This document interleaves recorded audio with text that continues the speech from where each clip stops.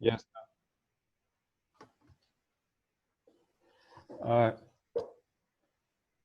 Artem, are you here? Yeah. Thank you, Greg. I represent here Youth Committee of Russian National Committee of World Petroleum Dynamic Organization, including students, young specialists from different companies in Russia. Today we are not numerous, but we have strong interest in different discussions regarding energy transition, global warming, and we are open to look at different views on this topic. Today we don't have a lot of guests from universities of our organization, like Bukin University and State Mining University, but these kind of initiatives are always interesting for us, and we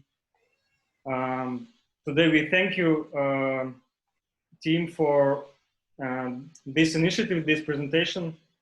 It's a second time when I personally participate in this, and we hope that it will be another very interesting one. And I think we will have after this a lot of interesting and hot discussions among students and young specialists on this topic, because it's very, very actual for today's world, I would say.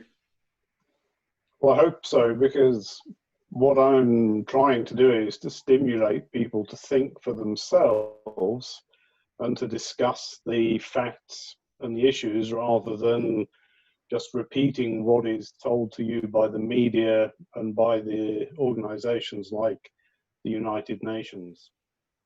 So. Thank you, Artem. Thank you. Vladimir Yuryevich, could you say a few words, please? Okay, thank you, Guy. Thank you, Guy. Dear team, dear guests, allow me to send you warm greetings on behalf of the professors and students of the State University of Management. I see a lot of students from State University of Management in this meeting room. I see some of my colleagues, and thank you for the great opportunity to listen to experts' opinion in the field of the hydrocarbon energy. Thank you, team. Thank you, Guy. Thank you. So let's start. Okay, thanks very much. It's a privilege to be allowed to present to these universities in Russia. This talk was originally intended also to be presented through the Institut Français de Pétrole and their organization. And when they realized that I am politically incorrect because I have a skeptical viewpoint on the climate, they decided they couldn't do it anymore. But I'm very pleased that you guys are open to discussions and alternative views on things.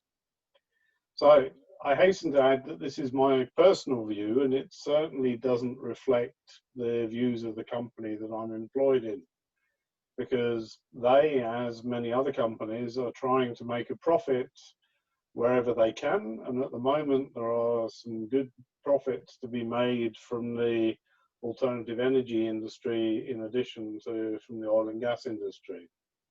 In fact, I think it's probably easier to make money in the alternative energy industry at the moment because of the amount of political support it has in many countries in the world. A little bit on my background. As Gage said, I graduated in 1980 from Imperial College in London and studied civil engineering there. And since that time, I've been working with offshore oil and gas projects. And since 1984, I've been based in Norway. I came here for a few weeks and I haven't left yet. So that's turned into 36 years of my career in Norway instead of 36 days. I still ski and I sail. So that's me at the helm of the boat, offshore Norway with British flag here. And through my wife, we have a Russian flag that we fly there as well. So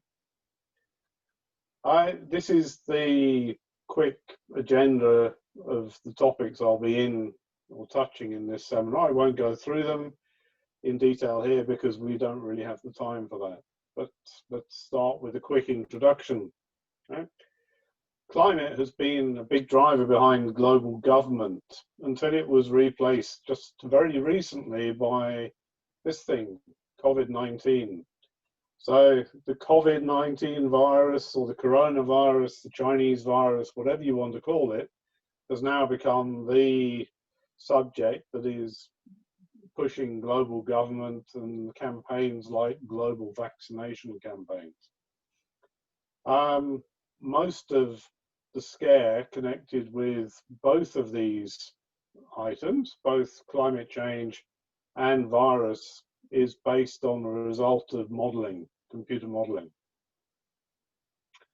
Going back a bit to the climate, this is the press in 1974 in The Guardian, which says space satellites show new ice age coming fast.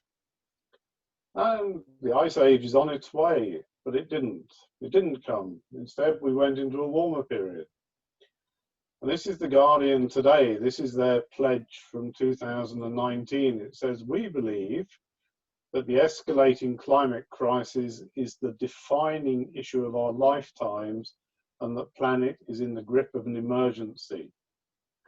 That's pretty strong language. So what is the really behind it? That's what I find fascinating. Right? In addition to the newspapers and the media, you have characters like Greta Thunberg, who rose to fame just over a year ago with her school climate strike or school strikes for climate, and has since then traveled around the world using sailing boats and electrical cars and trains, and made a big speech at the UN last year and was even nominated for the Nobel Peace Prize for saying, how dare you, to the adults in the room who have stolen her dreams. Luckily, she didn't win the Nobel Peace Prize. I think she's won so many other things that she really didn't need to win that one as well. And if you look at Google, the climate crisis, as of today, has about 577 million results. So if you search for the climate crisis, you get 577 million, which is an awful lot. However, in this month in 2020, if you search for pandemic, right, we end up with 760 million results. And if you search for pandemic at the beginning of the year, the results would have been a fraction of the number from the climate crisis. So the media attention and the interest in the pandemic has eclipsed global warming in the last few months. So it's pushed climate change into the second place as the main threat to global society. Is it justified though? Matt Ridley is a respected British scientist, and he is asking, has the British scientific establishment made the biggest error in history related to the reaction to the COVID-19 epidemic? And I don't think that we have the answer on that yet. The jury is still out. So I thought, let's look at some commonalities between the pandemic and the climate scare. Right? They're both based on computer modeling. Right? The computer modeling for COVID-19 was fatally flawed. And some people are certainly going out in the media and saying that the climate change models are just as bad, in fact, even worse. Right? There's an assumption of an exponential growth, and that's been in both models. There are very many variables in any of these, and there's simplistic assumptions. So if we look at a couple of simplistic assumptions, in climate models, they assume that carbon dioxide is dominating everything. Right? in the COVID models, it's assumed there's a homogeneous population. In each country, they're saying everybody's the same. And neither of these assumptions in both models are correct. And because they're incorrect, the results of the models are incorrect too. They focus on worst case scenarios. So in climate case, this is a picture of New York that's been used to advertise the fact that sea levels are rising and most of New York will end up under the sea.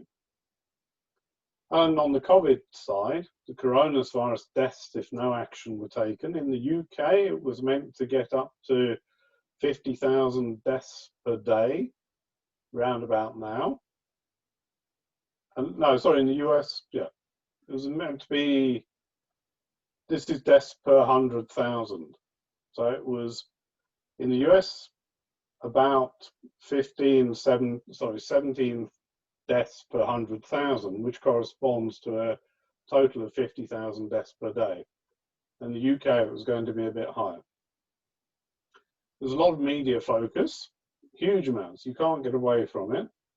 And there's a lot of political ignorance. There's flawed action plans. Boris Johnson in London scratching his head because he doesn't know what to do and was left too late. At the same time, you see Greta Thunberg who's saying there's too little being done too late. And then you see there's a child's picture of her saying this with Donald Trump standing in the gates of hell and smoke in the background.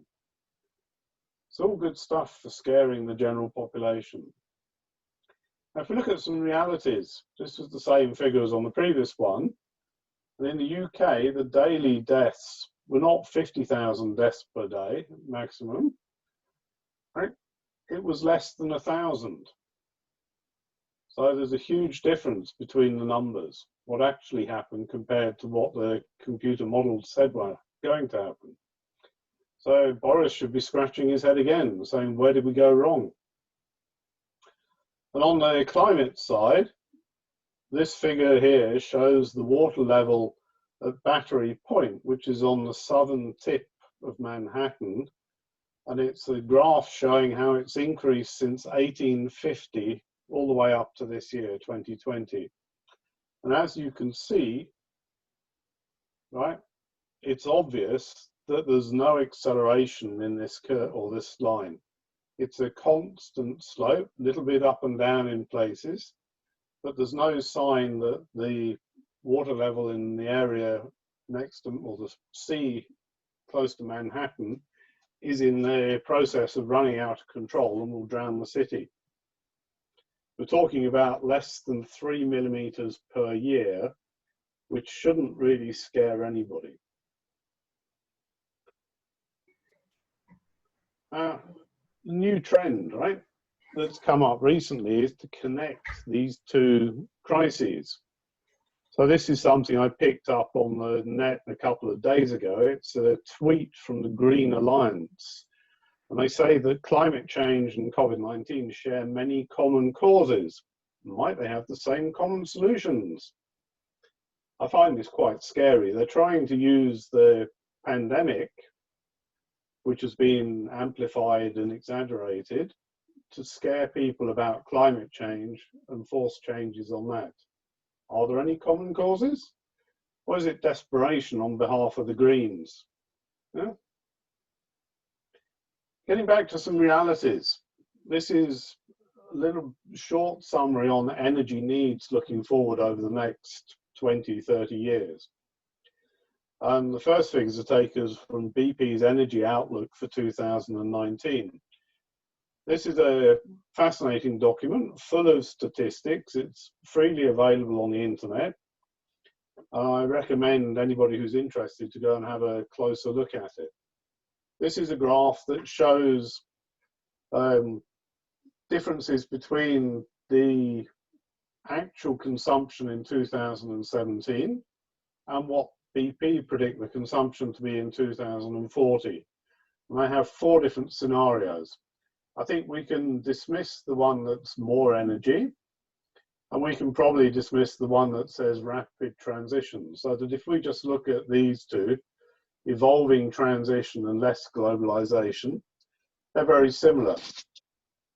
they both show that oil consumption will stay more or less at the same level as it is today, which is 5 billion tons of oil a year. That gas consumption will increase by somewhere about 30%. Coal consumption will stay around about the same. Nuclear is shown the same. Hydroelectric is shown to increase a little bit. But the big growth in energy supply to meet consumption will come from renewable energy. I question that, but that's something I'll come back to a bit later. This is another plot from a completely different source. It's from the US Energy Information Administration, but they show similar things, that the coal will stay roughly the same, natural gas will increase, petroleum and other liquids are shown on this one increasing slightly, and nuclear more or less flat, slight increase. But again, it shows renewables increasing dramatically and taking a much larger percentage of the total energy supply to the global population.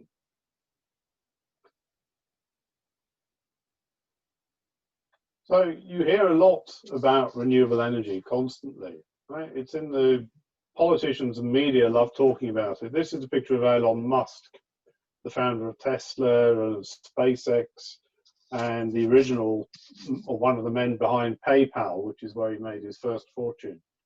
And he's become an expert in getting federal funding in the US for his projects. And he thinks there's a very bright future in Norway for renewable energy. But what puzzles me is that Norway is already 100% powered by hydroelectric. So I think this is a, it's an easy thing to say when you have a country that is 100% renewable already. So Norway today is actually building wind turbines at a fast rate, even though we don't need them for Norwegian power. Right? These are being built mostly for German and other European utility companies, and they are destroying Norwegian landscape. So this turbine, you can see there the size of a turbine blade, and the roads that are being built for construction of these turbines into the otherwise untouched landscape in Norway are creating a lot of discourse. So there's a new organization that's been established recently that's called Motvind, which means against wind, and they have a lot of support. And as we speak, this lady is sitting outside the government's offices in Norway on hunger strike until the construction of one of these wind turbine farms in the north of Norway is stopped, because there is so much that is being done incorrectly around the construction of wind. They've been given concessions without having proper evaluations of the consequences of their construction and operation on natural species and the like. Another thing you hear about constantly is the energy transition. They all love it. This is a link to Bill Gates. I won't play it now, but I recommend anybody who can to listen to what Bill Gates says about the energy transition, because essentially he says it's a dream.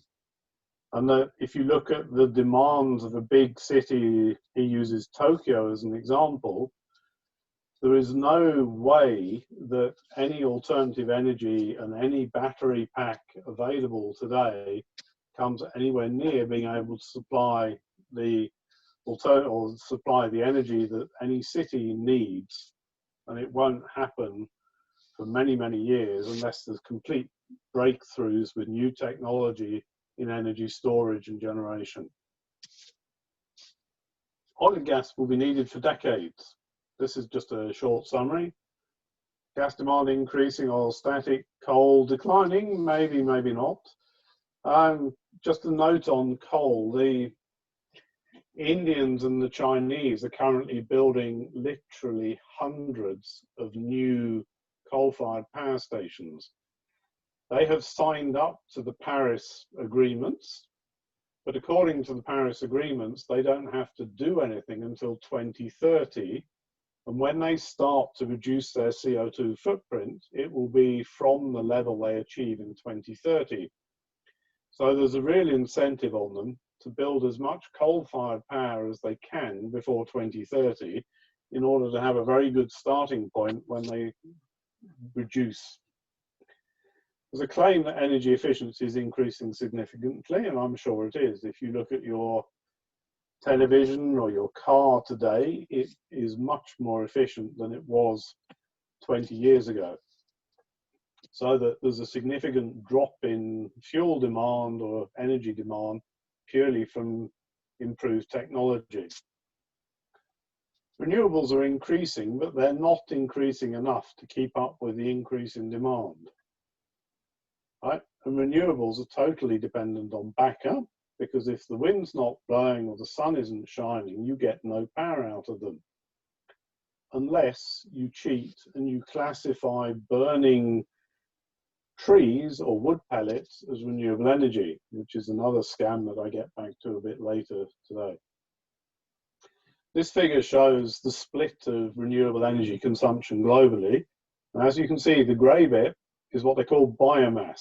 So the majority of renewable energy today is from burning wood and trees. And this may be in people's huts in Africa to make their food, or it may be in a large converted power stations. So there's a huge range of biomass consumption. You then have hydroelectric power. And on top of that, you have small contributions from wind, solar, and other renewables.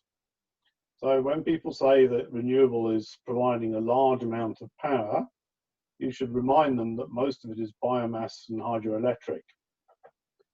And hydroelectric in Norway is actually classified as if it was coal-fired power station. So there is no, investment in improvement of hydroelectric power today. Instead, they're building wind because it has a better subsidy arrangement. And another important point here is you shouldn't forget the difference between capacity and production. So when you hear talk about a new wind farm being built which can power 20,000 homes, the 20,000 homes is when it's working. If you take the average, which is probably somewhere about 25% over a year, then it can only really provide the power to keep 5,000 homes going full time, providing it has backup. And the capacity on solar panels is even less because of things like the evening and the night when the sun doesn't shine at all, and clouds. So what are the results of cheap hydrocarbon energy?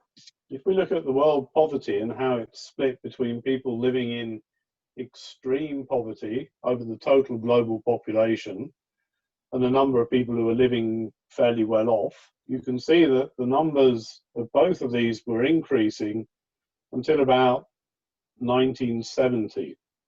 And from 1970 onwards, the number of people living in extreme poverty has been declining, and the number of people who are living fairly well has been increasing. And this is due to the availability of cheap energy, which again provides cheaper food, cheaper lighting, cheaper heating, whatever. There's cheap energy from hydrocarbons, which is the basis for this development in society. If we look at the number of deaths from natural disasters, you hear a lot today about natural disasters are getting worse, but if we go from the level of deaths due to all manner of natural disasters in the last 3 decades, it's very low compared to the levels that were in the 1920s, or if you go back even further into the previous century, there were huge famines or large populations died or were forced to emigrate because of food shortages resulting from either overall heat impacts or very harsh winters and storms, that kind of thing. So we can see from both of these plots that the world today is a much better place to live in than it was 50 or 100 years ago. Historical temperature changes. Right? Luckily, we don't live in an ice age. If you look at the last many, well, 400,000 years on this plot, you'll see that we've had 5 periods of warmth in between longer periods with ice ages. At the moment, we're in this was a warm period at the end, and that's been going on for about the last 12,000 years. But the natural stable condition for the globe over this period of time certainly seems to be an ice age rather than a warm climate optimum, as they used to be called. Just looking at the last 10,000 years, you can see that temperature went up for the first 2,000 years from the previous ice age, then was fairly constant, and has actually, for the last 3,000 years, has been declining.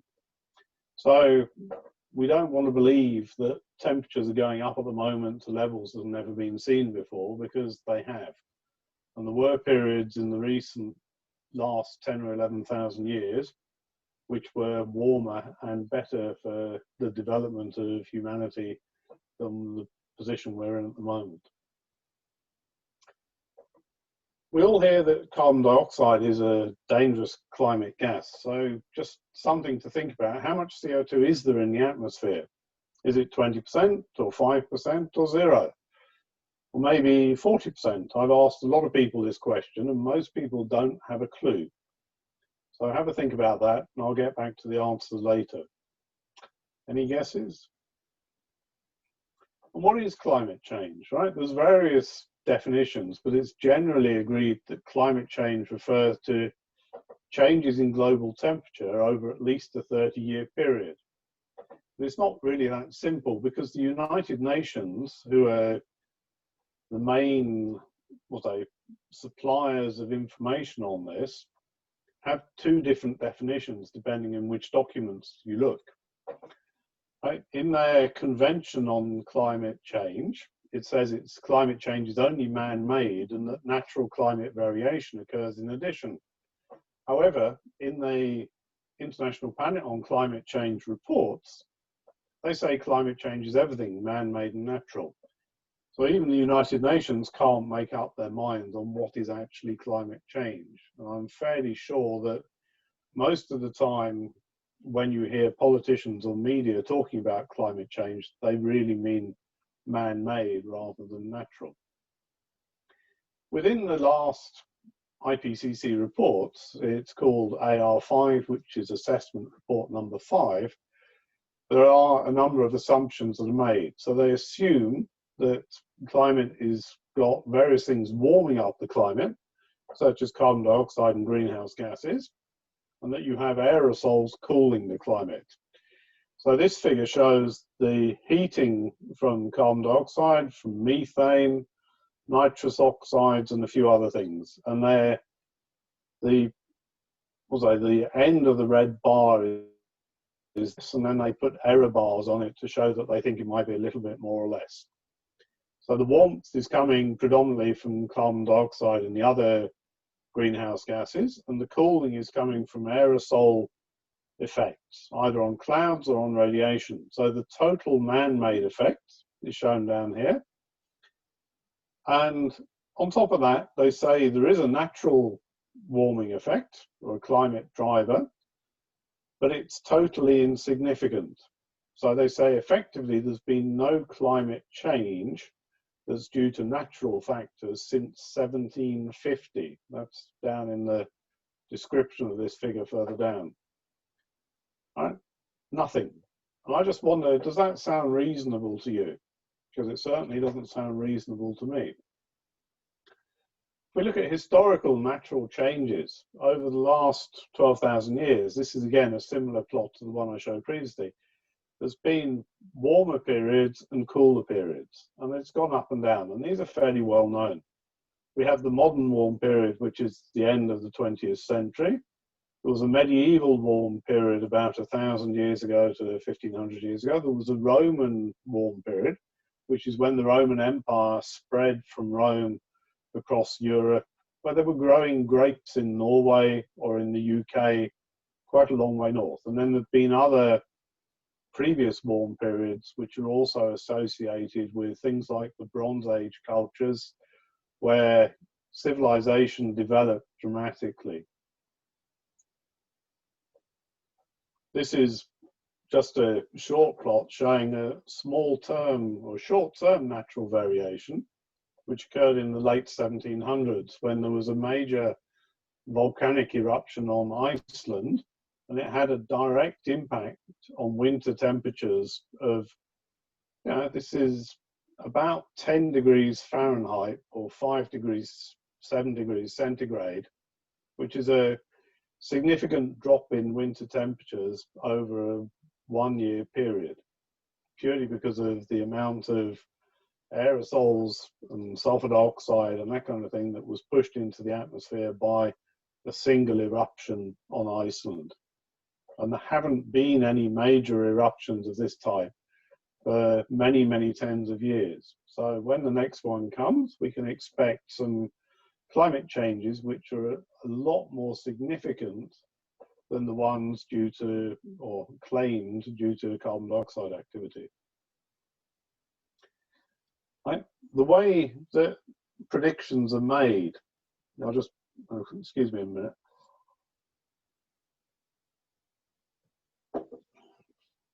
Right. The climate models are based on grids, where you look at the behavior within a grid cell, and it's a cell that is both spaced geographically and also through the atmosphere.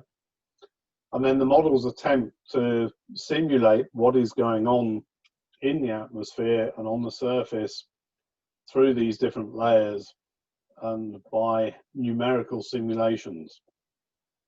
One thing that I always find fascinating with these models is if you get to the very top of them or the very bottom, the models will break down because you get too many grid lines joining together and the concentration is not good. I've personally done modeling of structural behavior using finite element modeling techniques, and this kind of mesh would never be acceptable there. So I really question why they've chosen this kind of mesh.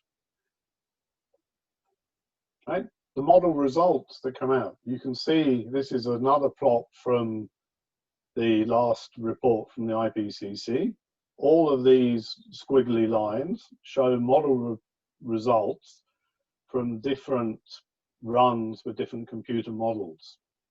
And they're nearly all, well, they are all over the place, and there hasn't been any significant improvement between AR5 and the first assessment report, or the second, the third, or the fourth. They're still talking about a range here, and in the meantime, you can see that this plot here showing actual temperature records, observations, flattened out in about the year 2000. And since then, it hasn't really risen very much. So they're saying there's no natural variation, and the observed trend since 2000 is fairly flat. So the models are all exaggerating the temperature. I'd say the models are wrong, and there's a British or an English term for that, which is GIGO, which stands for garbage in, garbage out. If you make the wrong assumptions, such as that CO2 is driving all climate change, and that there's no impact from solar variation, that's what I would describe as garbage in, and you then end up with garbage out, with all the models showing warming when warming hasn't been occurring. This is another plot showing model results against observations by satellites and balloons, right? And it's really, the observations continue to show considerably less warming than the climate models upon which energy policies are based. And again, this is another comparison showing observations, the average of the observations is at this level in terms of 0.11 degrees centigrade per decade, whereas the average of the models that are used in this comparison is 0.38 degrees centigrade per decade. That is a huge difference. It's about a factor of 4 between models and observations. And I think in any other field of research, if you had such a big disparity between what was being observed and what was being predicted by the models, you would throw your models away and start again. Models are too hot. A little bit on greenhouse gases. Right? You hear a lot about greenhouse gases and CO2, but in fact, if there is a major greenhouse gas effect, and there are people who deny that that even exists, then water vapor is contributing 95% of the greenhouse gas effect, and other gases are only 5% left.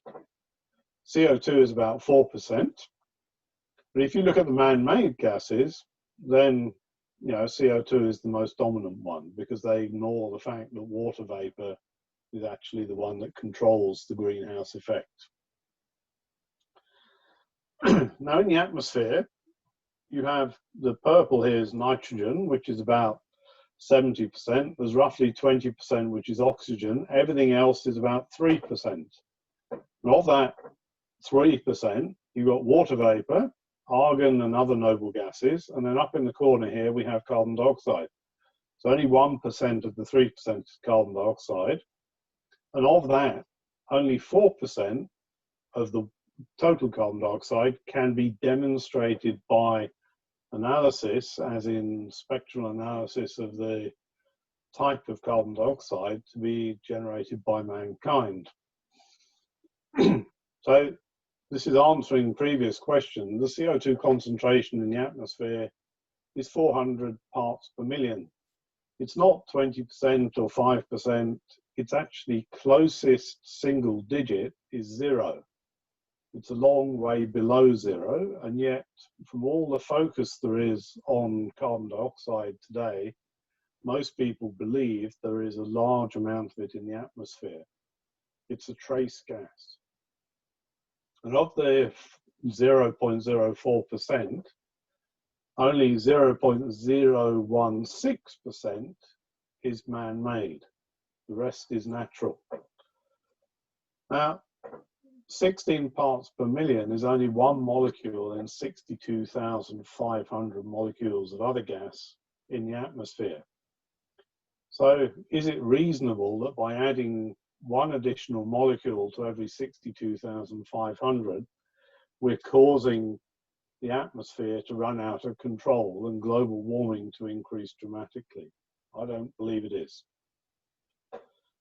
There's only one thing that CO2 increase in the atmosphere can be demonstrated to have achieved, and that's global greening. So these are the results of satellite measurements of actual leaf area between 1982 and 2015. And you can see that the majority of the Earth's surface, there's been a significant increase in leaf area during these years. And that corresponds with the increase in CO2 in the atmosphere. All greenhouse farmers who are growing tomatoes or cucumbers or anything else in greenhouses know that the way to increase the growth of their plants is to artificially increase the carbon dioxide content in the atmosphere. It makes your plants grow quicker. So what is a good level of CO2 in the atmosphere, right? We have 400 parts per million today. Now, if there's too much today, how much should there be? That's another question that is very good to ask people. If they're complaining about the level of CO2 today and they say it's far too high, and first you ask them how much is there, and you remind them that it's 0.04%, and then you ask them, okay, if that's too much, how much should there be? Should it be 300 parts per million or 150 parts per million or maybe 0?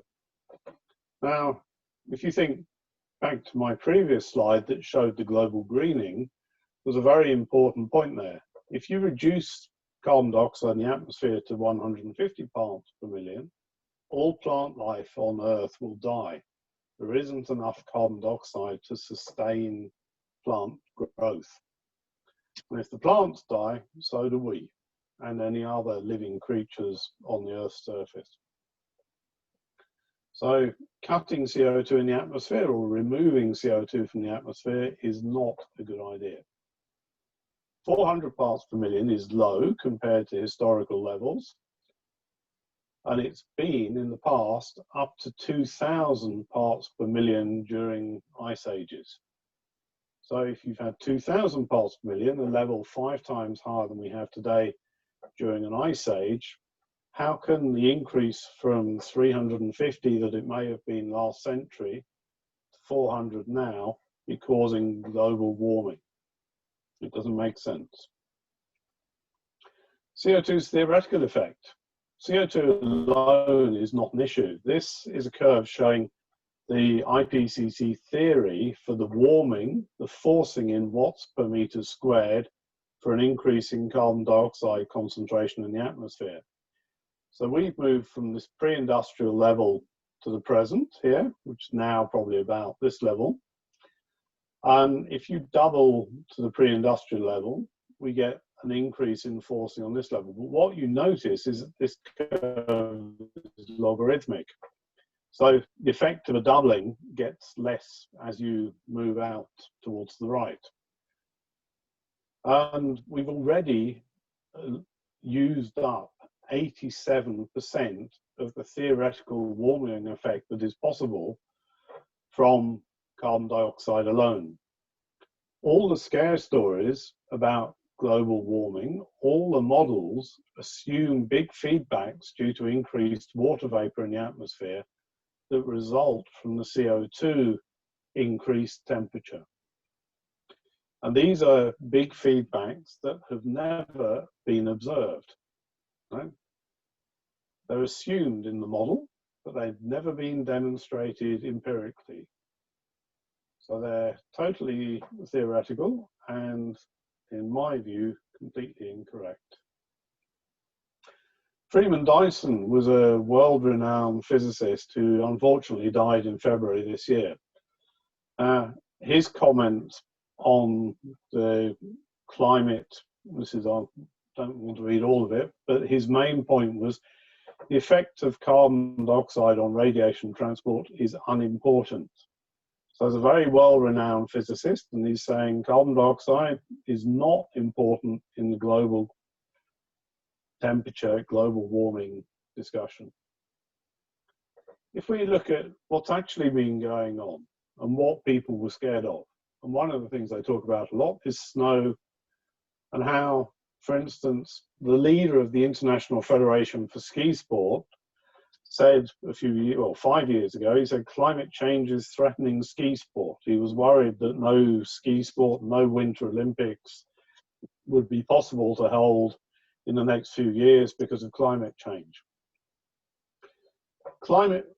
Snowfalls are just a thing of the past. That's a quote from Dr. David Viner from the Climate Research Unit in the UK.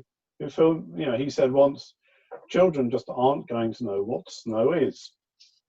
Now, this is the reality of snowfalls in the north of Norway this year. They had more snow than they'd seen for years and years and years, and they're obviously really enjoying it. And the kids certainly know what snow is up there. And about the same time in April, this was the situation in the US, where there was a very cold period that was predicted and happened going far to the south, almost to the border. Well, it went to the border of Mexico in April, which is quite unusual. The only places that was still above zero was Florida and California and the countries or the states on the western coast. Now, this data is the Northern Hemisphere snow coverage and how it varies from year to year. And the thick dark blue line is the trend, from average trend going through the years. I see no trend whatsoever in that plot, so that there isn't any observable satellite data showing that there's been a Northern Hemisphere decrease in snow coverage since the early 1970s. That's almost 50 years of data with no observable trend. And it covers the entire period where people have moved from saying that we were going to have a new ice age to we were going into global warming and the world was going to get hotter and hotter. Right? An interesting question is, can we trust the temperature data? right? Why do people measure temperatures in places like this? This is an official thermometer from Ohio in the United States, where the temperature measurement is right next to a brick wall. It's in sunshine. It's got also air coming through from the building underneath it. It's got cooling units around it, and they choose to put an official temperature measurement station there. Quite incredible.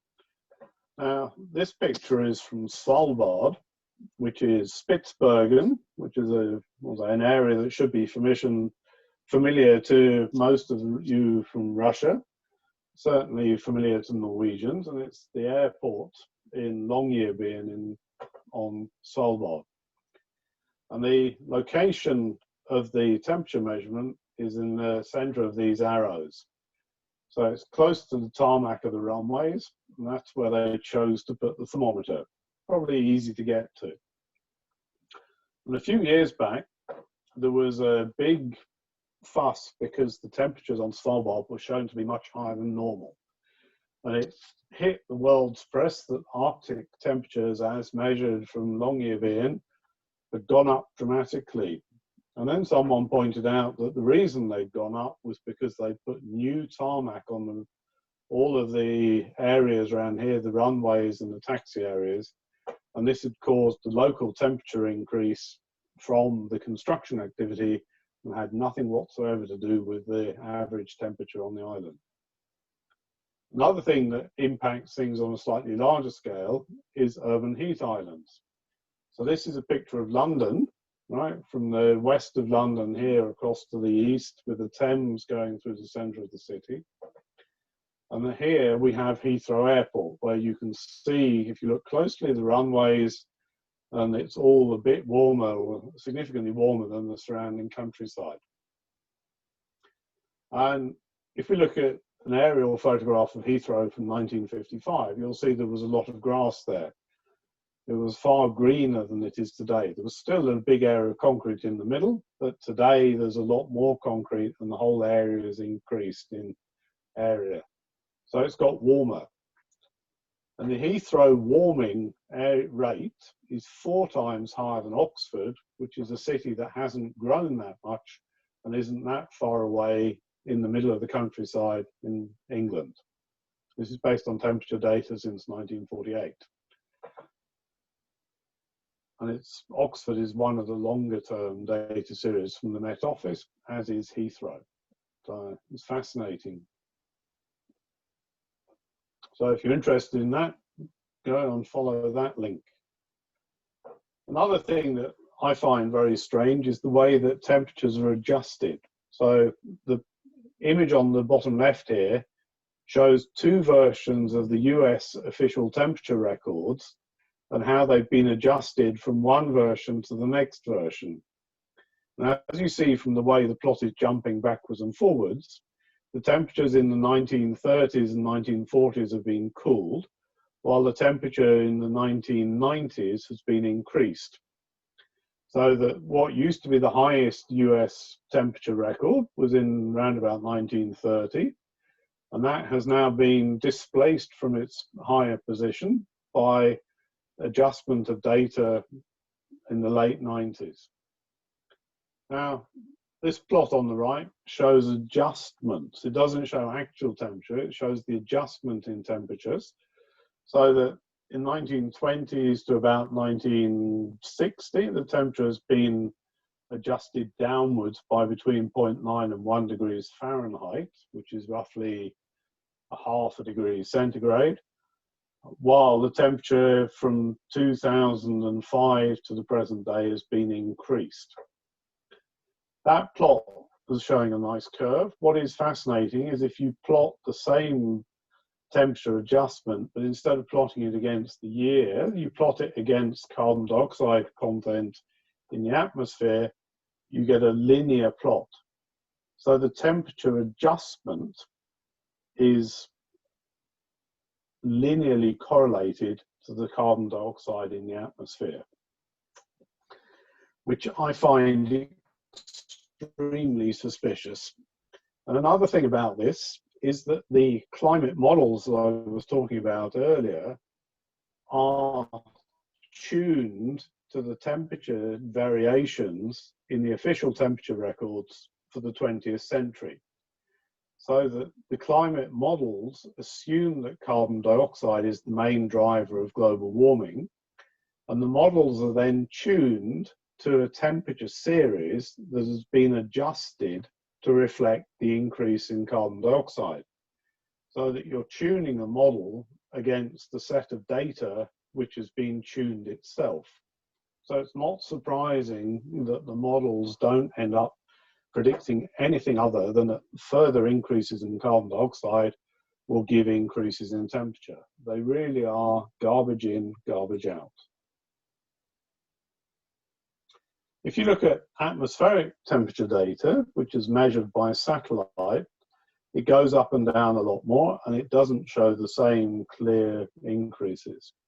So this is measured by satellite, and it shows, you know, that the temperature reached a peak in about 1998. It then dropped fairly dramatically to the same level as it was previously, and it's been fairly constant since then, with another peak here. These peaks are caused by El Nino Pacific temperature effects. It's when you get a warm current on the surface of the Pacific Ocean, which heats the air circulating around the globe. And they're normally followed by a cooler period, which is called the La Nina, when the temperature drops again. So we had a big El Nino here, a smaller one there, another one here, and another one just recently. They are not caused by carbon dioxide. Nobody really knows what causes them, but it may be a mix of thermal effects on the seabed due to volcanic eruptions and input of heat from solar heating of the ocean. Right? But even these atmospheric temperatures measured by satellites have been adjusted recently to give a warming trend. So everything is being done to push the warming trend. Sea levels, right? Another thing that we hear all the time. I showed you the picture of New York at the beginning of this seminar, showing New York covered in water. This picture shows the area of land between the Belgium, Netherlands, and Denmark and the United Kingdom as it was during the last ice age, about 6,000 or 18,000 years ago, when there was a large area here which was land.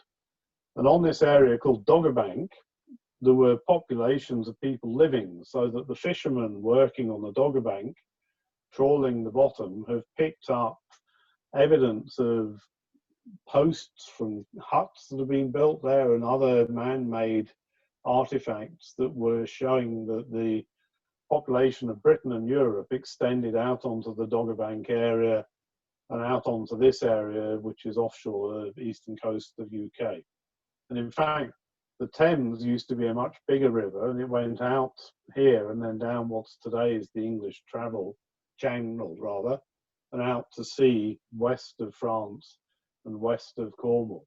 So at that time, it was a huge river compared to the fairly small one it is today. And as the ice age finished, the sea levels rose dramatically, the coastlines receded. And this figure shows how the sea levels have increased by about 130 meters compared to today's level, back to the levels they were at the time of that previous map during the last ice age. This plot just shows the increases over the last 150, 200 years. So the sea level has been fairly stable in the 1800s during the last little ice age. And then following the end of the last little ice age, it's been increasing virtually linearly. And the red line here shows how much CO2 has been released into the atmosphere, and there's no obvious correlation between these two. So that the carbon dioxide does not appear to be causing the increase in sea level that's going on at the moment. And if you go back to this previous plot, there is no sign of any dramatic increase in the sea level the last 8,000 years. So the scares about sea level increase are relying on things like complete melting of the Greenland ice sheets or the melting of the ice on Antarctica, and the time needed, the heat input required to make that happen are huge. It's just not going to happen in the space of a few years. It will take many hundreds or thousands of years if it ever happens. There's no correlation to CO2. This figure shows it's a new airport construction from the Maldives in the Indian Ocean. Right? These islands are not sinking, they're actually growing due to coral growth. And they're growing due to airports and construction activity. Right? The government on the Maldives had a cabinet meeting underwater a few years ago to raise awareness of the problems they have due to rising sea level. If you look at the real data, there's no rising sea level, there's no loss of area on these islands. And the same is true for all the islands that are made of coral in the Pacific. They do have problems with fresh water supply because they're pumping fresh water from the aquifers beneath the coral islands. And that may cause some sinkage, and it causes them seawater to penetrate into their freshwater supplies, so they're running out of fresh water. My next question is the cure worse than the problem? Is wind good for the environment? This is a typical modern offshore wind turbine. It's massive. It's huge compared to large landmarks in London, like Big Ben or the Gherkin, which is one of the big skyscrapers in London. These wind turbines are much bigger than those. They're bigger, the wingspan is far greater than the biggest airplanes that are around today. This is a new wind farm built in Norway. And one of the clear effects it does have is it kills the local eagles. So eagle populations have been declining, and the eagle is a protected bird that if anybody other than a wind turbine farm injures or kills an eagle, they will be prosecuted and fined significant amounts of money. But the wind industry seems to manage to avoid being subject to these rules. How about solar? This is a solar plant in California it's in one of the western states in the US, using reflected light to heat the molten salt in this tower. The other thing that this concentrated light beam does is it burns to a cinder any birds that fly into the area. The birds are attracted by the light beams, the concentrated light, because that attracts insects, and they then turn into what they call streamers because they literally get heated up so quickly they catch fire and fall to the earth. And is this a good way to develop the environment, by putting huge solar cell farms in it? To me, I would guess that the warming due to this area of solar cell panel, just the direct heating due to the sunlight acting on the solar cells, probably outweighs any beneficial effects due to reduced carbon dioxide emissions. Another thing that both of these types of industry need is minerals. So in China, there are huge open cast mines which are used to make solar cells and wind turbine elements. They're in Mongolia. The little spot there shows where they are. And this picture shows the process factories that are next to the mines. And then in the front of that, you can see a lake which is completely barren, where there used to be farming land, and where now the effluent from the process plants is pumped out. And it's destroyed the local environment. The farmers no longer have anything that they can farm. To increase renewable energy from the levels it is today to the levels that are assumed in the reports I referred to at the beginning of this webinar, would require a massive increase in the mining industry and the processing industry. And that will have a significant impact on the environment that is real. Another thing that people talk about is carbon capture and storage. So this is a nice little picture from a project that's being discussed in Norway at the moment called Northern Lights, where you'll capture carbon dioxide at various factories, either in Norway or in Europe. You'll then transport these to the west coast of Norway in ships, and it will then be pumped down below sea level and into the ground where it can be stored. Everybody's talking about it. They say it's essential for the transition. It needs another commercial model, which is just a nice way of saying it doesn't work unless it's extremely heavily subsidized. And we need government support for it. And it needs huge amounts of energy to achieve this.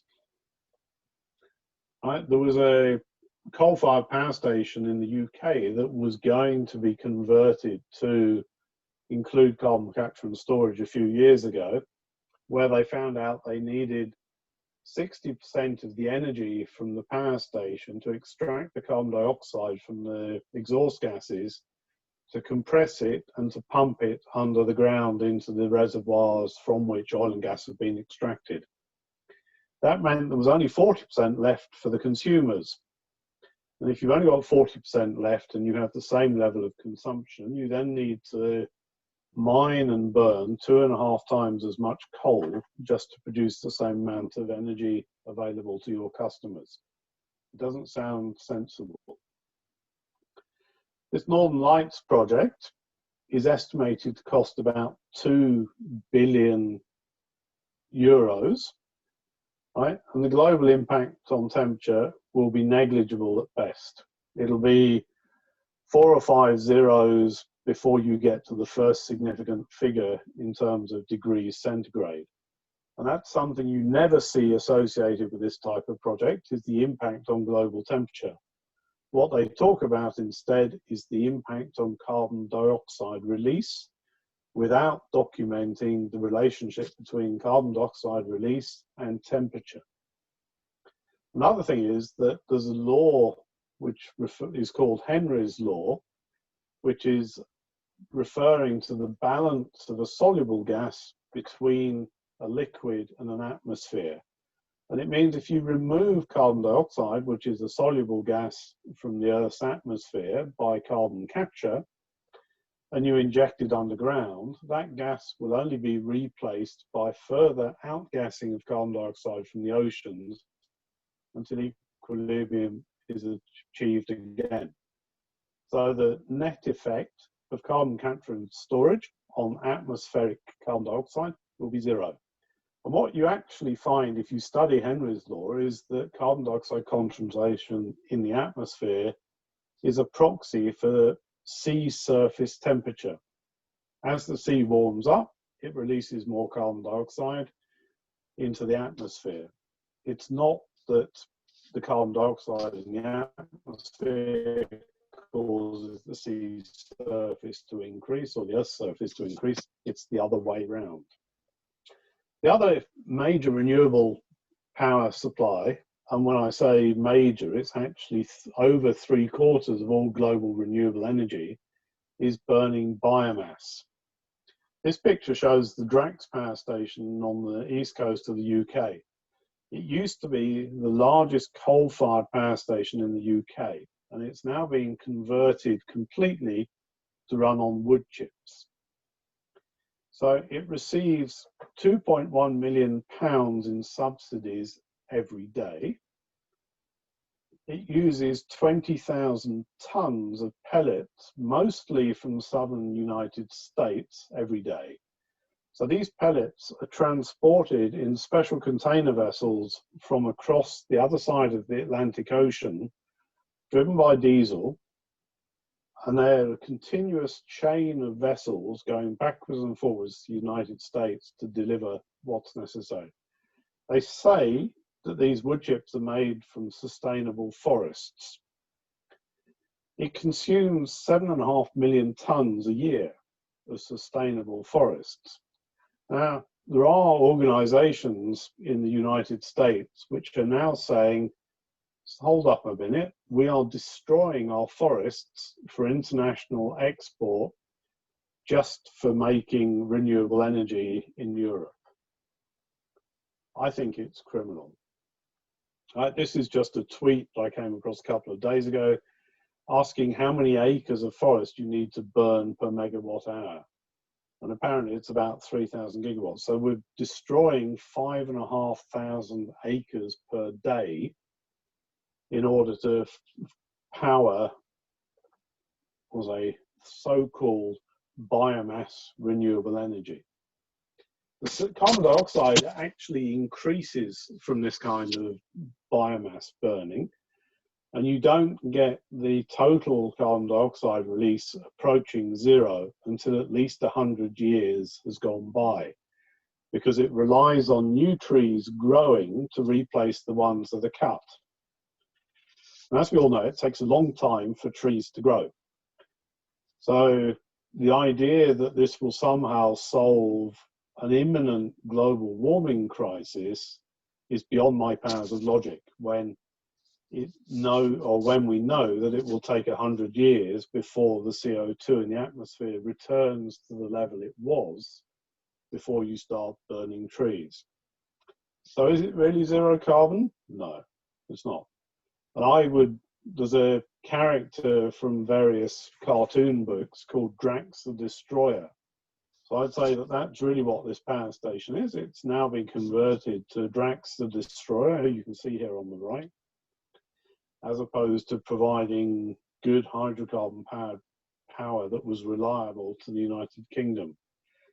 And there's gradually a realization. This article from the Times in London came out only 9 days ago, and it's saying that the aid for wood-fired power stations is based on outdated assumptions. So it's very good to see that people are now questioning these assumptions, and that there's no longer media silence on how ridiculous thermal power from biomass really is. Costs of renewable energy. Quick talk about that. Renewables are cheap, according to the media, but renewable energy is not. So if you plot the installed capacity in renewables and compare it to the price to consumers, the two countries in the world that have the highest level of renewables in their grid are also the countries which have the highest cost for the consumers. So how renewables can be cheap is another thing that is not possible to easily understand. Why is this? And it's because renewables are really unreliable, right? Solar only delivers 20% of the time and wind at 25 to 35%.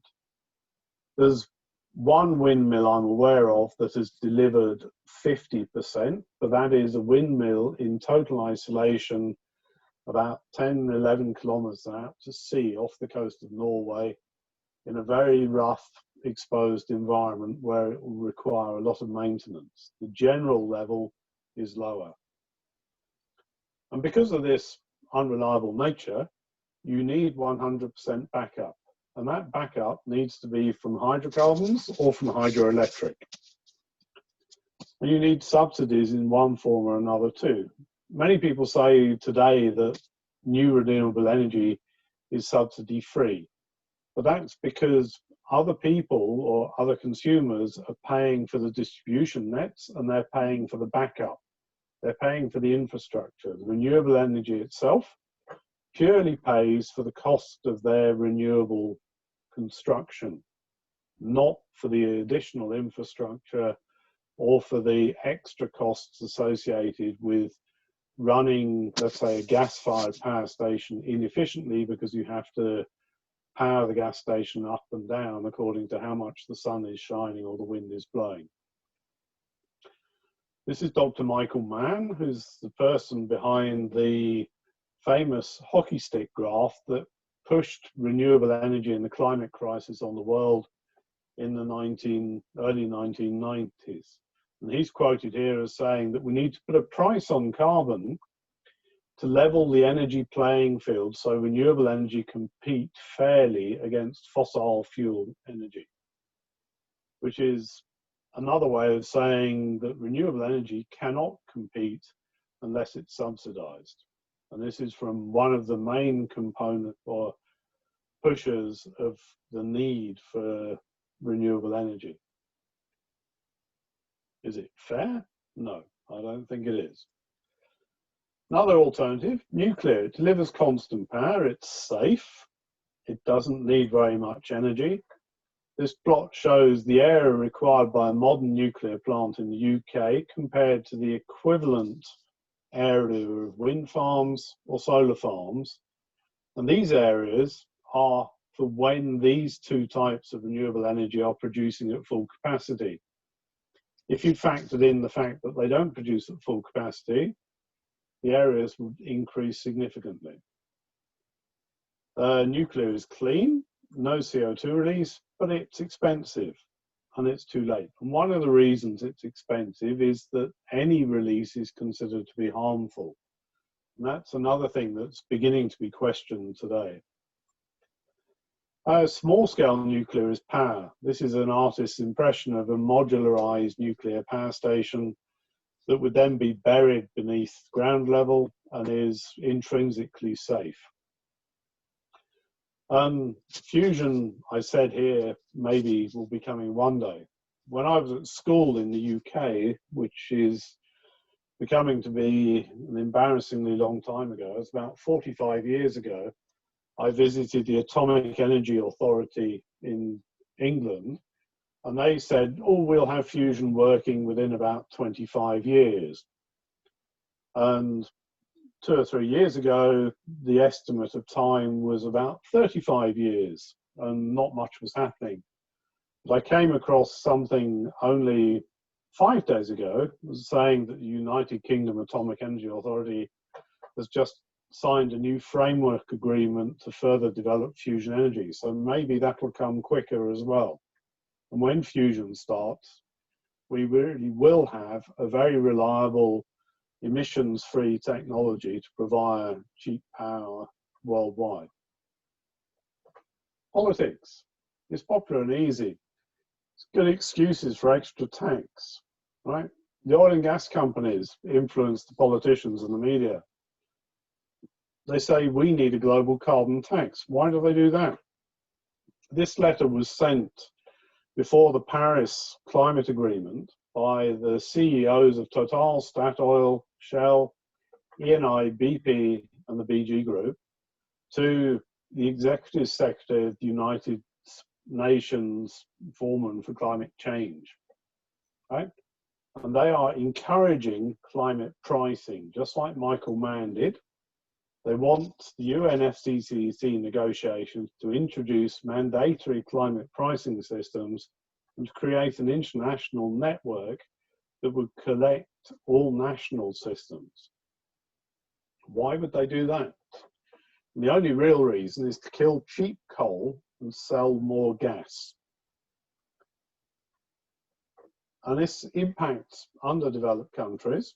Many countries in Africa, for instance, at the moment, have not been able to borrow money to build coal-fired or gas-fired power stations because of the political pressure to reduce CO2. So what does control the climate, right? Carbon dioxide is not a control knob, it's the sun, right? There's a good correlation between cosmic rays and cloud cover, and there's some recent work that's been done on this that demonstrates it. I'm running out of time, so I won't bother going through this, but again, here's a link to some more information on the sun's role in climate change. And if we look at the sunspot forecast, you'll see that there was a very low period of sunspot activity during the Maunder minimum in the late 1600s, when it was a very cold little ice age. We gradually came out of the Little Ice Age. There was another smaller dip in the Dalton minimum in the 1800s. But from the late 1800s to now, the amount of sunspot activity has increased. And for the last 50 years in the 20th century, we had what we would call a modern maximum. However, since the end of solar cycle 22, which is this one, the solar activity has been dropping, and we're now in solar cycle 24, and the prediction shown there is for solar cycle number 25, which is expected to be much lower than cycle 24. And there are very clear correlations between solar cycle activity and local regional temperatures and global temperatures. And if we look at a longer term forecast, this is one model that is showing that they don't expect solar cycles to increase up to the same levels as they were previously. And what happened in the past when we had solar cycles at this level? In London, as illustrated here, there were fairs on the ice in the winter because it got so cold that the river through London froze, and they were able to gather the population of London and celebrate on the ice. This may well happen again in the relatively near future. Where are we heading? Right. This is a Polish professor living in the UK. She's done a lot of work on analysing the behaviour of the sun, and her predictions are that we are going into a period with significant cooling from 2020 to 2055. In other words, over the next 35 years. And at the end of the current decade, it may be so cold that we will have shortage of vegetation, which will lead to food shortage in the years of 2028 to 2032. And that there is a need for intergovernment efforts to avoid disasters. What I find amazing is that this prediction is based on what looks like fairly solid science and analysis with good assumptions, and yet it is ignored totally by the media and by the political world. And it may be that they realise too late what's happening to global climate. Just to conclude, climate is complex. There's lots of different things that impact it. Solar variability, the planetary gravity beat, Earth-Moon system, planet Earth, right? I won't bother going through this. Clouds are very important, and ocean circulation. All these things influence the different parts of this. And you end up with changes in the climate. So, what do we conclude? Alternative energy cannot work alone. There'll be an increased demand for oil and gas to 2050 and beyond. The current climate changes are not unique. We live in a climate optimum. The CO2 does not control climate, it's the sun, and the models that conclude that CO2 does control are garbage in, garbage out. So never underestimate the power of stupid people in large groups, which I think is essentially most of the world's population at the moment. And the dollars that are being spent on wind, solar, bioenergy, and carbon capture and storage are wasted because you won't be able to measure any effect on them. And that the serious scientists predicting serious cooling are being ignored, which is very worrying. Now, another comment from me just at the end. This money that is being wasted on climate effects could have been used to get ready for pandemics, because there were enough warnings issued saying we're going to have a new pandemic due to a new variety of influenza. And if that had been done, maybe there would have been far less deaths, and there would have been less or no need for lockdowns, because we would have had plans in place to show who needs to be protected, when you need to implement these protections, and how to control the spread in a better way. These warnings were there, they were ignored, and instead people have been spending money on useless efforts to change the climate.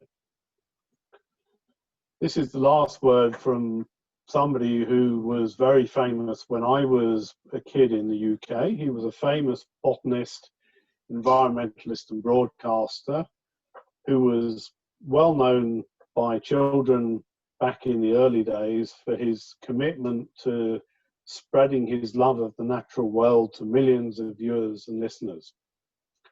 However, he was also a climate skeptic. And when those climate skeptic views became common knowledge, his career as a broadcaster stopped. He wasn't prepared to sell himself to the BBC or others in something he didn't believe in. And so his message was lost. Right, this is his words about global warming. He says, global warming is part of natural cycles, and there's nothing we can actually do to stop these cycles. The world is now spending a vast amount of money in tax to try and solve a problem that doesn't actually exist. And unfortunately, he also died recently at the end of last year, so he won't get to see, hopefully, the end of this global warming scare. Thank you. It's the sun, right? And just as a little joke at the end, my shoelace broke today. Most people would blame Donald Trump, but I know it's actually because of climate change. Thank you. Well, thank you so much, dear Tim, for this impressive presentation and this intraditional, yes, for many of us, this point of view can be told as intraditional, yes. And can I just apologize because I've taken 1.5 hours, I've just noticed, to do this from when we should have started rather than 45 minutes. So I hope we haven't lost too many people during the way. Well, for me, it was interesting as much as the first time. So I hope our listeners feel good about this. So, and I wanted to mention that, as you, Tim, mentioned, the presentation was supposed to be performed for a wider society of IPF School, but due to political reasons, the school decided to cancel. And as the account holder of IPF School Zoom account told me that, or during the first day of registration, they had roughly 150 registrants for this webcast. So I'm sad to see that today we are only 15 here. But anyway, I hope next time will be much more. So any questions, guys?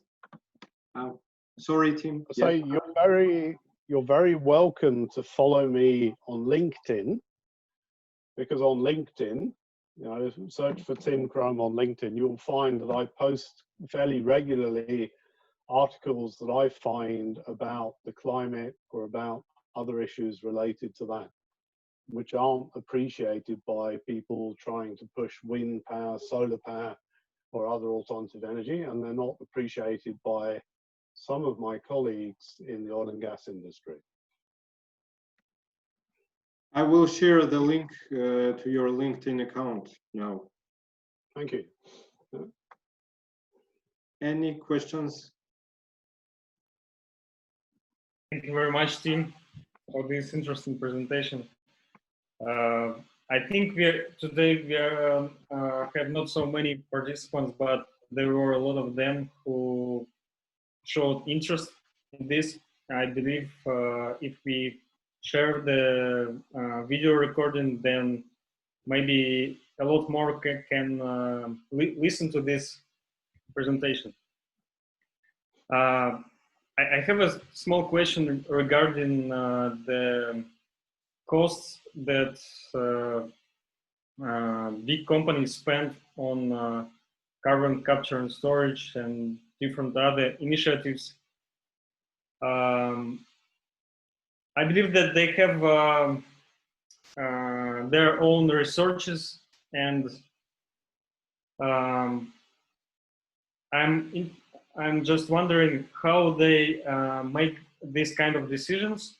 Are they forced to do so by authorities and different regulatory organizations, or I've had some public relations issues or something like that? I've had discussions with quite a few people in different oil and gas companies and with investors in renewable energy about this whole theme. And many people, if you push them very hard about it, all they do is they say, I choose to believe the United Nations IPCC? And who are you to question what they say? I believe that today there is a huge pressure which starts with the United Nations and goes down through the political systems globally and through the media, and nowadays through the financial institutions, for any company that needs investment funds to demonstrate that they have an environmental license to operate. Right? They need to be able to demonstrate that what they're doing is sustainable. And unfortunately, today, the definition of what is sustainable is what gives the least carbon dioxide release, right? Irrespective of what other impacts it may have. So, for instance, I shouldn't really talk about, I won't say specifically about our vessels, but in the offshore construction industry, we use large vessels of 150, 200 meters of length with large cranes on them and other equipment, and they consume a lot of power. And there is pressure to demonstrate that our vessels are being upgraded to reduce the carbon dioxide release by the installation and use of battery packs to cut fuel use. And all the extra energy used to construct the battery pack and for the installation is essentially ignored, and people just look at the running costs. The same is true for, let's say, electrification of offshore platforms, which happens in Norway, or for driving electric cars, which also happens a huge amount in Norway. The people drive around in their cars very proudly displaying a badge on the back of the car, whether it's a Nissan or a Tesla or a new Jaguar, that says zero emissions or zero CO2, because they completely ignore how the electricity is generated that powers the batteries that are in their cars. Another big issue today, which is looking towards the future, is discussions about the hydrogen economy, which is something I haven't touched today, but where there's a lot of people pushing what they say is going to save long distance transport. It will save shipping. It will be the power of the future for all forms of transportation and for heating and cooking, and that's burning hydrogen. And what they forget to say is that hydrogen is essentially just like electricity. It's an energy carrier rather than an energy source. So to generate electricity or heat or drive a car or a big heavy vessel using hydrogen, you first have to produce that hydrogen. And the whole process of production of hydrogen is today hugely inefficient, so that we'll end up burning more fuel in terms of gas and hydrocarbon to generate hydrogen, which you can then burn as a clean fuel in your vessel or in your car or in your home. The whole thing just doesn't work. And one of the links that I had in the presentation is to a presentation about the way the sun is driving atmospheric temperature changes. And that's from an organization called the Global Warming Policy Foundation in London. And they have a lot of other publications on their website, including a recent one on the new hydrogen economy and how that works. It's interesting reading. Is it not too expensive to, let's say, follow this trend and try to be this kind of organization that's take care about environment, but if it's unreasonable, maybe it would be better to accept this risk to be a bit more, a bit less attractive for people, but to have At the moment, the oil and gas companies are diversifying and getting into renewable energy. But for instance, the Norwegian state oil company operates huge wind turbine farms offshore the UK, so that the UK government is subsidizing a Norwegian state-owned company to run wind farms, and that subsidy is being paid by electricity consumers in the UK, and it's something like £7 billion a year, which is being transferred from UK consumers, and the people who are hit hardest by increased electricity prices in Britain are the poorer parts of the population who use the larger part of their income on energy, and that profit is being channeled through different companies into the Norwegian state's income because of increased incomes into Statoil, or Equinor as it's called today. And I humbly believe that that is almost criminal. It's certainly corrupt. Right? It's transfer of money from individuals in one country to state government in another purely through subsidies. And because the operators see there is a great opportunity to make a big profit out of subsidies in other parts of the world. And one of these days, people will become wise to it. They will realize that there's no justification for these subsidies. The subsidies can stop overnight, and you will then have a situation like the development of wind power in Spain. If you look for a plot of wind generation in Spain, it increased dramatically until about 7 or 8 years ago, and then the total amount of wind stopped increasing and has been static ever since, because they cut the subsidies to onshore wind, and there hasn't been any developed since then.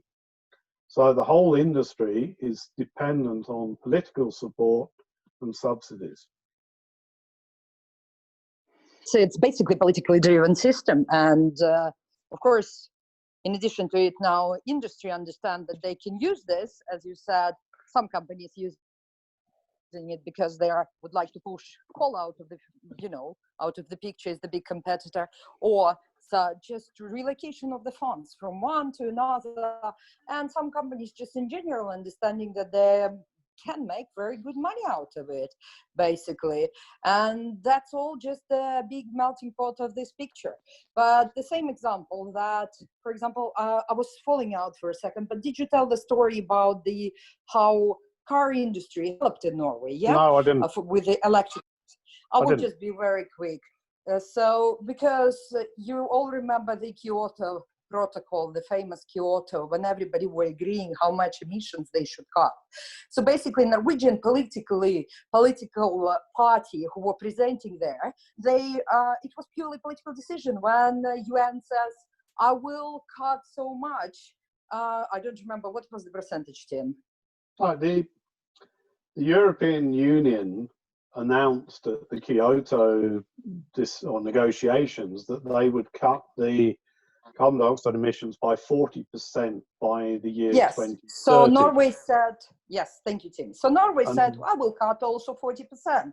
So when Norwegian came back, they realized there is no much to cut. We don't have, as Tim already mentioned, here in Norway, we have hydro industry. It's already as green as it gets. So you can cut from the platforms, oil production, and cars. That's why government had to introduce these subsidies and had to introduce a lot of electrical cars in Norway.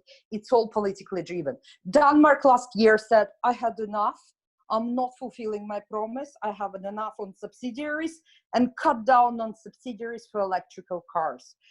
Last year, when I was watching it, it was already in the middle of the year. Not so many cars has been sold, correct? Totally correct. Just as an example, a few years ago, the cost of an electric car in Norway was slightly cheaper than the cost of the equivalent petrol-driven car. The same model. This was a Volkswagen Up, the smallest Volkswagen. The electric version in Norway was a little bit cheaper than the petrol engine version in Norway. Whereas in the UK, where there was still some subsidy for the electric version cost double what the petrol engine version cost.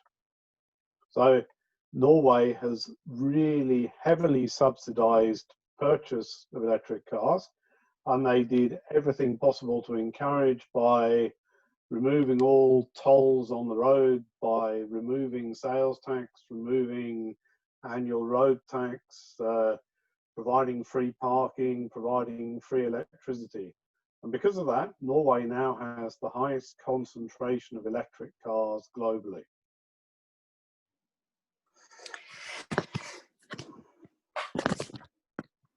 Well, I was told that one of our listeners has a question.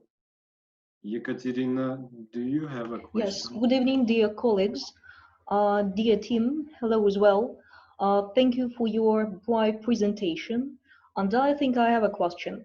You have heard more than enough about the involvement of children and teenagers on the environmental struggle, and have heard many times about Greta, as you have mentioned, Greta Thunberg, climate and environmental Swedish activist.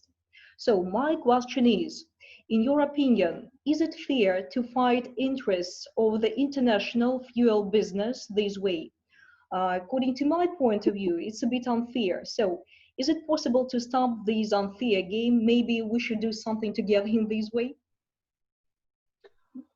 I agree totally. I think it's a very well-known tactic to put the children in the front if you're fighting a war, to stop the opposition from killing you, because they won't kill the children. So you push the children in front and they'll fight your battle for you, hopefully without bloodshed. What is interesting is there is a German teenager, a little bit older than Greta Thunberg. She's called Naomi Sapes, and she is the anti-Greta. So she is talking about the benefits of hydrocarbons and is a very, very good spokesperson for, we'll say, the opposite political views to the ones being pushed by Greta Thunberg. There's also a whole mythology around Greta Thunberg. The story that's generally known is that she had a spontaneous decision to start a school strike, and she sat down one day outside the Norwegian Parliament with a sign saying "School Strikes for Climate."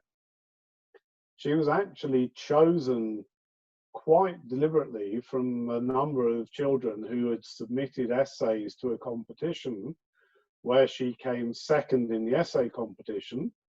But when there was a need for a front figure for a climate activist protest and actions in Sweden, the group that was looking for this front figure, they looked at the children who were available and they found her and found she was an ideal candidate. And her two parents are both in, we'll say, the cultural world in Sweden. So her mother sang in the Eurovision Song Contest and is an opera singer, and her father is an actor. They are both people who have searched for the limelight and have achieved it to a certain extent. Her mother had written a book about the difficult upbringing of her two daughters, with a lot of focus on how terrible Greta had had it during her younger childhood, how she'd been on hunger strike, how she couldn't go to school, all sorts of things, how she didn't speak for months on end except to her parents, and how she was traumatized by the global pollution and climate issues and became motivated to do this school strike for climate. And there are big financial interests that were pushing her into the limelight and have been supporting her since then. So she's not just a girl who came off the street with no background.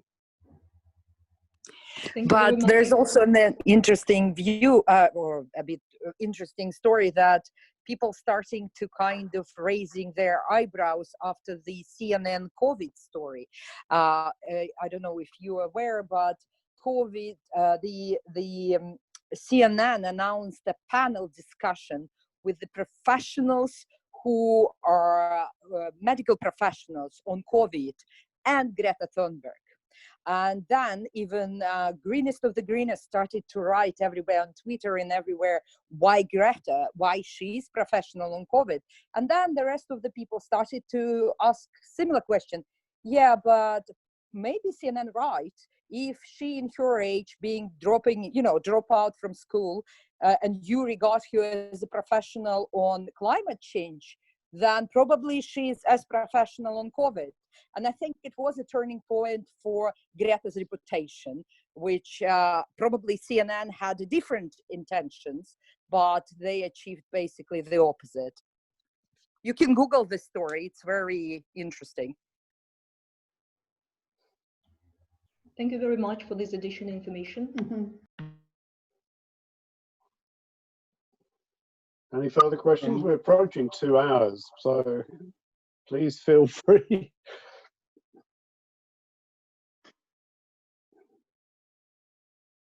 So, no questions. Thank you very much. Thank you very much, Tim. Thank you very much, guys, for having us this evening.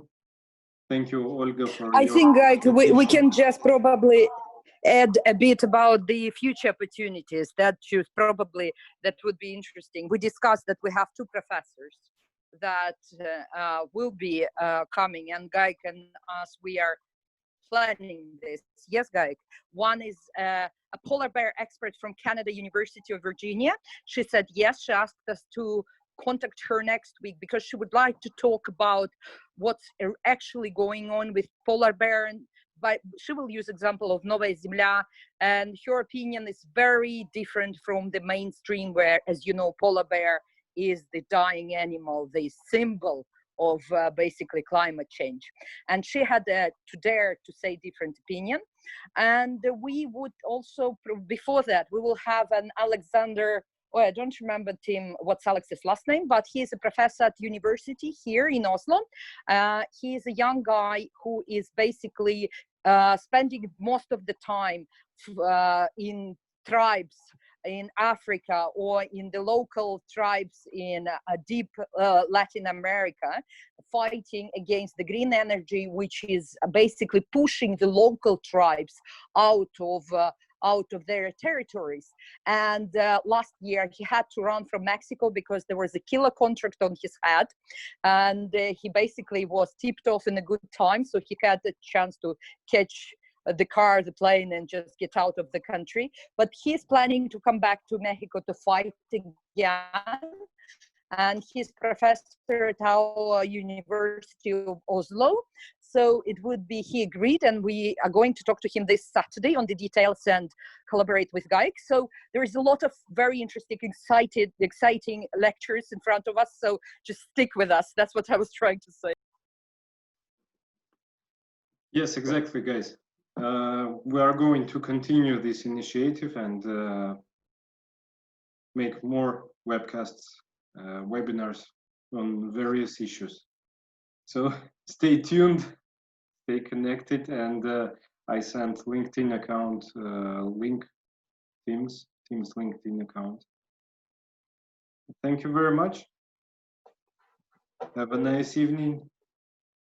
Thank you all for listening. Спасибо. Спасибо. Thank you very much. Bye.